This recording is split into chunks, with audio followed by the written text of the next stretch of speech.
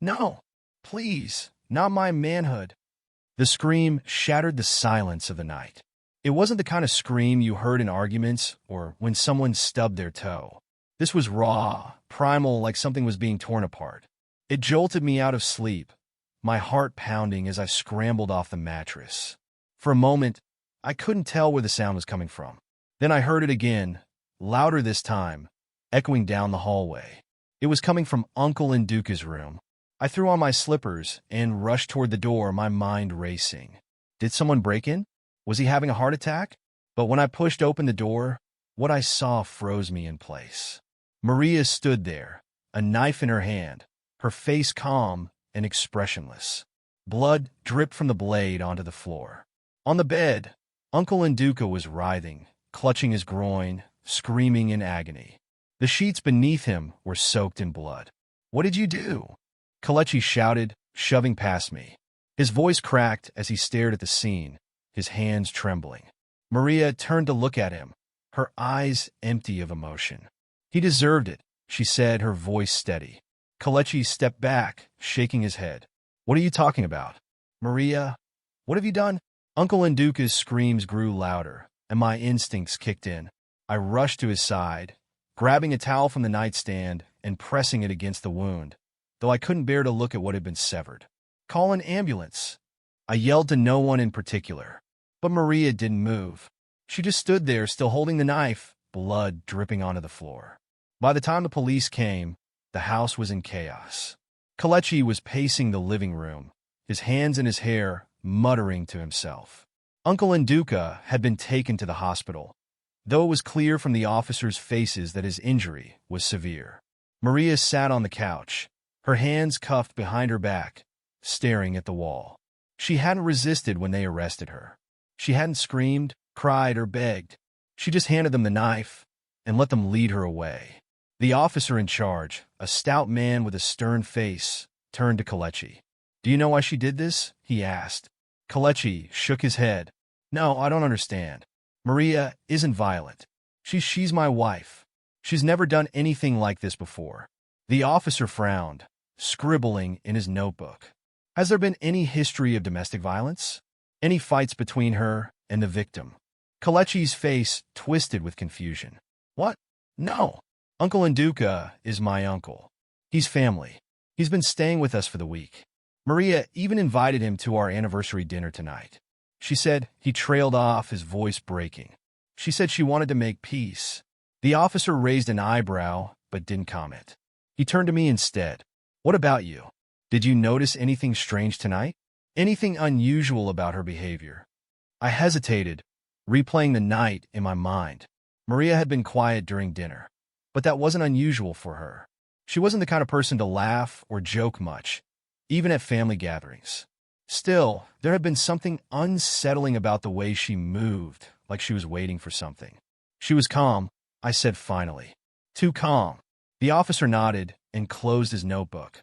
"We'll need statements from both of you later. For now, we'll take her to the station." As the officers led Maria out of the house, Kelechi ran after her, his voice desperate. "Maria, why? Why would you do this? Tell me what's going on." She stopped at the door and turned to face him. For a moment, I thought she might cry, but her face remained expressionless. "He hurt me," she said simply. Kelechi frowned. "Hurt you? What are you talking about? Uncle Nduka? He's never." But Maria didn't answer. She let the officers lead her away, leaving Kelechi standing in the doorway, staring after her like he didn't know the woman he had married. The next day, the house was filled with whispers. Relatives came by, some to offer support, others just to satisfy their curiosity. The news had spread quickly. Maria had attacked Uncle Nduka in his sleep, nearly killing him. "Is she possessed?" one of our aunts whispered to another. "Maybe it's juju," another replied. "This kind of thing doesn't just happen." Kelechi sat in the corner, his head in his hands, barely responding to anyone. He had always been the rock of the family, the dependable one, the calm one. But now he looked lost, like someone had yanked the ground out from under him. "She's not crazy," I said finally, breaking the silence. All eyes turned to me. "What are you saying?" one of the aunts asked. I hesitated, unsure if I should speak. But something in me knew that Maria's actions weren't random. There was a reason behind what she had done, even if none of us understood it yet. I don't know why she did it, I admitted. But Maria isn't crazy. She had her reasons. The room fell silent. No one argued, but no one agreed either. That night, I couldn't sleep. Every time I closed my eyes, I saw Maria standing in that doorway, the knife in her hand, blood dripping onto the floor. I kept replaying her words in my mind. He hurt me. What did she mean? Had Uncle Nduka said something to her? Done something? The thought made my stomach turn. I got up and went to the kitchen for water, but as I passed the guest room, I stopped. The door was still ajar, and inside, the bed was stripped, the blood-stained sheets gone. But the memory of the scene was still vivid in my mind. I stood there for a long time, staring at the empty bed. Whatever had happened between Maria and Uncle Nduka, it wasn't over. Not yet. Maria's story began long before the night of the scream. It started in a small, quiet house in Enugu, where she grew up surrounded by love and laughter. Her parents, Mr. and Mrs. Ease, were the kind of people everyone in the neighborhood admired, generous, hardworking, and deeply devoted to their children. Maria was the youngest of 3 siblings, and life in their home was simple but joyful. Her mother sold akara by the roadside, while her father worked as a driver for a local businessman. They didn't have much, but they made do, and there was always enough to eat and plenty of stories to share at night. Everything changed the year Maria turned 7. Uncle Nduka showed up unexpectedly one rainy afternoon. He was her father's younger brother, a man known for his charm and quick wit. Everyone called him Nduka the Joker because he had a way of making people laugh, even in the toughest situations. He arrived with a small bag slung over his shoulder, soaking wet from the rain. Maria's mother welcomed him warmly, pulling him inside and fussing over him like he was one of her own children. "Nduka, it's been so long," she exclaimed, handing him a towel. "What brings you here?" "I lost my job," he said, shaking his head dramatically. "Things have been hard in Lagos. I thought I'd come back home, at least for a little while. Maybe I can find work here." Maria's father clapped him on the back. "You're always welcome here. Nduka, stay as long as you need." And, just like that, Nduka became part of their household. At first, Maria liked having Uncle Nduka around. He was funny, always cracking jokes and telling stories about life in the big city. He taught her and her siblings games they had never played before, and he even helped her mother with chores around the house. But there were moments when Maria felt uncomfortable around him. It started with little things, how he would pat her head and let his hand linger a moment too long, or how he sometimes called her my little wife in a tone that made her skin crawl.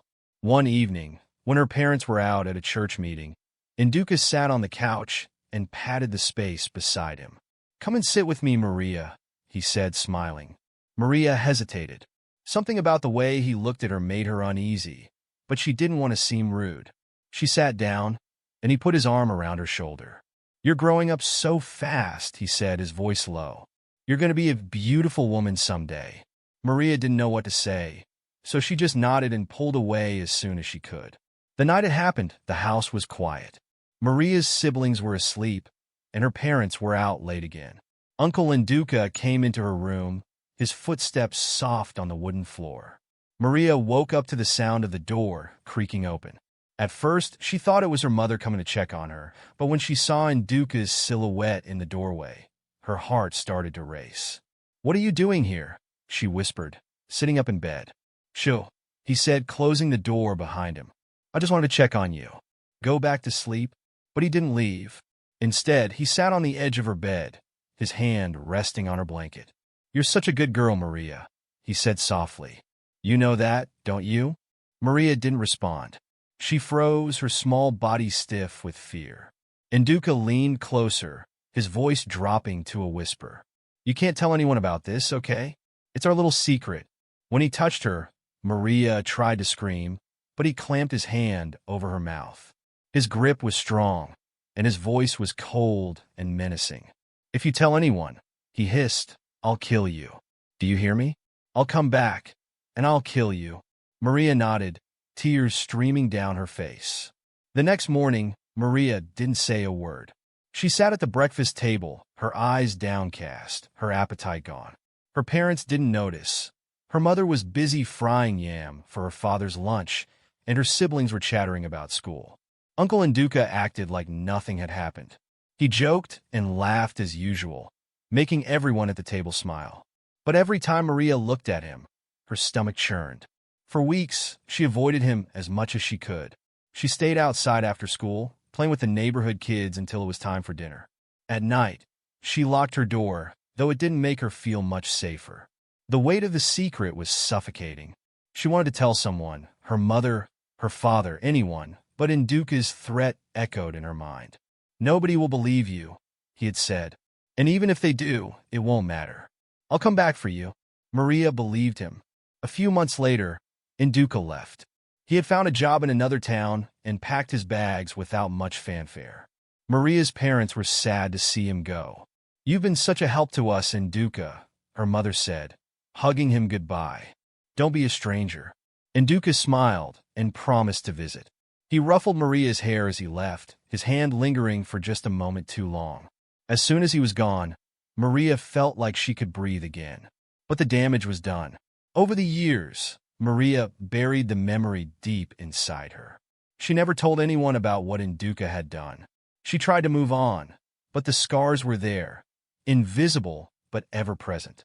She became quieter, more withdrawn. Her friends teased her for being too serious, but they didn't understand. She couldn't explain why the sound of someone walking down the hallway at night made her heart race, or why she flinched whenever someone touched her unexpectedly. She told herself she was fine, that she had survived, and that was all that mattered. But part of her was still that scared little girl, locked in a room with a monster who had stolen her innocence. Maria carried her trauma like a heavy bag, one she couldn't set down. It shaped everything about her: how she walked, how she talked, how she avoided close relationships. She didn't trust easily, especially not men. It wasn't something she consciously decided. It was just a reaction, like touching a flame and pulling your hand back before it burns you. By the time Maria was in her 20s, people had started to notice. "Maria, you're a beautiful girl," her mother would say, frowning at her as she came home from church alone. "Why haven't you brought any suitors? Do you want to be an old maid?" Maria would shrug and mumble something about focusing on her studies. But deep down, she knew the truth. She couldn't let anyone close. The idea of being alone in a room with a man, even someone she liked, made her skin crawl. Kelechi was different. They met at a cousin's wedding. Maria had only gone because her mother insisted, saying she needed to get out more. She spent most of the night sitting at a corner table, sipping Fanta and watching everyone else dance. Kelechi was the one who approached her. "Do you mind if I sit here?" he asked, pulling out a chair before she could answer. Maria looked up at him, startled. He was tall and broad-shouldered, with a kind face and an easy smile. Something about him put her at ease, though she couldn't explain why. They talked for hours that night about everything and nothing. He told her about his job as an engineer, his love for football, and his dream of building his own house one day. She told him about her work as a teacher, her love for books, and her hope to travel someday. For the first time in years, Maria felt like she could breathe. Kelechi was patient. He didn't rush her or push for more than she was ready to give. He called her every evening, asking about her day and telling her about his. He sent her flowers and little notes, always respectful, never overbearing. Her mother was thrilled. "Kelechi is a good man," she said. "You won't find someone like him every day. Don't let him slip away." Maria wanted to believe that. She wanted to believe she could leave the past behind and start fresh. So when Kelechi proposed a year later, she said yes. Their wedding was a grand affair, held in a church packed with family and friends. Maria smiled through it all, trying to ignore the gnawing fear in her stomach. On their wedding night, that fear came rushing back. Kelechi kissed her gently, his touch light and careful, but Maria stiffened. Her mind flashed back to Uncle Nduka, his hands on her, his voice in her ear. "I'm tired," she blurted, pulling away. Kelechi looked confused but didn't press. "Of course," he said softly. "We've had a long day. Get some rest." But the next night was the same, and the night after that. Months passed. and their marriage remained unconsummated. Maria avoided Kalechi's touch, always finding excuses to keep her distance. At first, Kalechi tried to be understanding. He assumed she was nervous, that she just needed time. But as the weeks turned into months, his patience began to wear thin. "Maria, what's going on?" he asked one evening, frustration creeping into his voice. "Why don't you want to be with me?" Maria looked down at her hands, unable to meet his eyes. "It's not you," she said softly. I'm not ready." Kalechi sighed, running a hand through his hair. "It's been months, Maria. I'm trying to be patient, but I don't understand. Do you not love me?" "I do," Maria said quickly. "I love you, Kalechi. I need more time." Kalechi nodded, though his face betrayed his hurt. "All right," he said quietly. "I'll wait." The gossip started not long after. "Is Maria pregnant yet?" one of Kalechi's aunts asked at a family gathering. When Kalechi shook his head, her eyes narrowed. "You've been married for how long now? What's the delay?" Kalechi laughed it off, but Maria could see the tension in his shoulders. The questions kept coming from family, friends, even neighbors. "Maybe you should see a doctor," her mother suggested one afternoon, "just to make sure everything is fine." Maria forced a smile and nodded, but inside, she felt like she was suffocating. By their third year of marriage, Kalechi's patience was running out.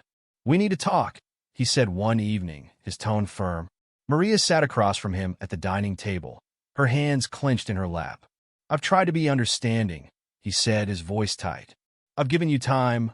I've waited, but I can't keep living like this, Maria. This isn't a marriage. It's like we're roommates." Maria swallowed hard, her throat dry. "I'm sorry," she whispered. "I don't want apologies," Kalechi said, leaning forward. "I want to know what's going on. Why won't you let me in? Why won't you let me touch you?" Tears welled up in Maria's eyes, but she blinked them away. She couldn't tell him. She couldn't say the words out loud. "I can't," she said finally. Kalechi stared at her, his face a mix of anger and heartbreak. "You can't, or you won't?" Maria didn't answer. Maria began to withdraw even more. She avoided family gatherings, stopped answering calls from friends, and spent most of her time at home, alone. The weight of her secret was unbearable. She had built a wall around herself, but it was crumbling, and she didn't know how to hold it together. One evening, as she sat in the darkened living room, she heard Kalechi on the phone. "I don't know what to do anymore," he was saying, his voice heavy with sadness. "I love her, but it's like she doesn't love me back." Maria's chest tightened. She wanted to tell him she did love him, more than he could ever know, but the words wouldn't come.